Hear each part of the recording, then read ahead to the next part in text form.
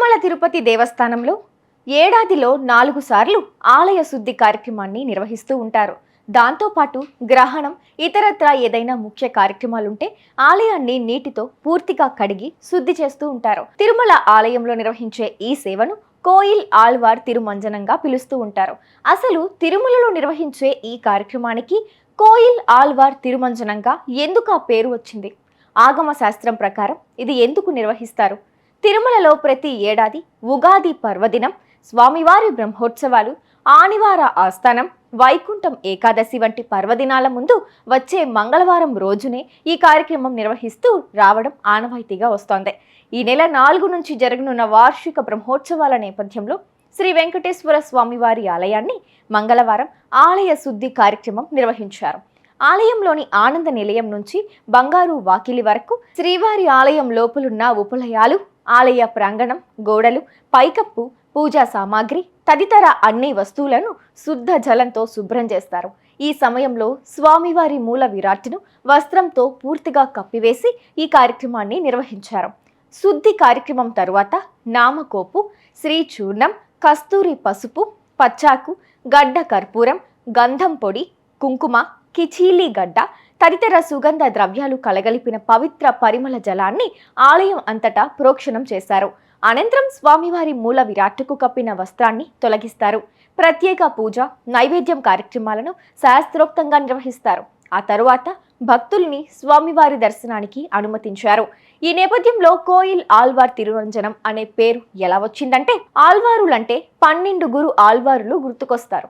శ్రీ వైష్ణవ సంప్రదాయంలో, తమిళ సాహిత్యంలో వీరికి విశిష్టమైన స్థానం ఉన్న విష్ణు భక్తులు. తమ పాసురాలతో మహావిష్ణువును కీర్తించి దక్షిణాపదాన భక్తి సంప్రదాయాన్ని వ్యాపింపజేసిన వారు. దైవ పరిభాషలో దేవాలయాన్నే ఆళ్వార్గా చెప్పడం వైష్ణవ సాంప్రదాయంలో ఉంది. మరోవైపు ఆలయాన్ని కోయిల్గా పిలుస్తుంటారు. కోయిల్ ఆళ్వార్ తిరుమంజనం అంటే ప్రధాన ఆర్చా మూర్తి ఉన్న ప్రదేశాన్ని సంప్రోక్షణ లేదా అభిషేకించడం అనే అర్థం కూడా ఉంది. ముఖ్యంగా ఆలయ పరిసరాలను, గర్భాలయాన్ని పవిత్రంగా ఉంచడానికి జరిపే సేవనే కోయిల్ ఆళ్వార్ తిరుమంజనంగా పిలుస్తుంటారు. ప్రతి ఏడాది 4 సార్లు ఈ సేవ జరుగుతుంది. ఉగాది, ఆనివార ఆస్థానం, వార్షిక బ్రహ్మోత్సవాలు, వైకుంఠ ఏకాదశి ముందే వచ్చే మంగళవారాల్లో ఈ శుద్ధ కార్యక్రమం జరపడం ఆనవాయితీగా వస్తోంది. ఈ శుద్ధి కార్యక్రమంలో శుద్ధ జలంలో సుగంధ ద్రవ్యాలను కలిపి గర్భాలయంతో పాటు చుట్టూ ప్రదేశాలను శుద్ధి చేయడం కోయిల్ ఆళ్వార్ తిరుమంజన సేవ ప్రధాన ఉద్దేశం. సామాన్య శకం 1535 నాటికి ఏడాదిలో 10 దాకా బ్రహ్మోత్సవాలు నిర్వహించేవారట.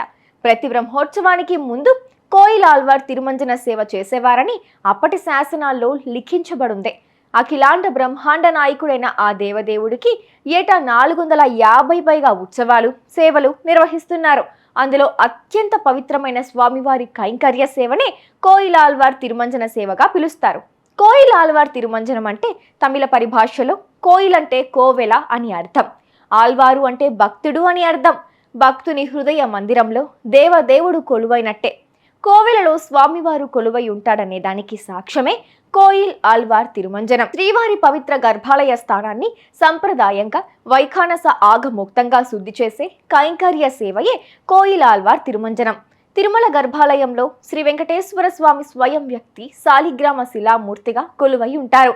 ఆ పవిత్ర గర్భాలయ స్థానాన్ని ఆనంద నిలయంగా పిలుస్తుంటారు. ఆనంద నిలయం నుంచి ఆలయ మహాద్వారం వరకు పూర్తి ఆలయాన్ని శుద్ధి చేసే కార్యక్రమమే ఈ సేవ ముఖ్య ఉద్దేశం. శ్రీవారిపై దుమ్ము ధూళి పడకుండా స్వామి శిరస్సు నుంచి పాదాల వరకు ధవళ వర్ణ వస్త్రాన్ని పూర్తిగా కప్పుతారు. దీన్ని మలై గుడారంగా పిలుస్తారు. శ్రీ వెంకటేశ్వర స్వామి అంశంగా భావించే భోగ శ్రీనివాసమూర్తి విగ్రహాన్ని మలై గుడారం లోపల ఉంచుతారు.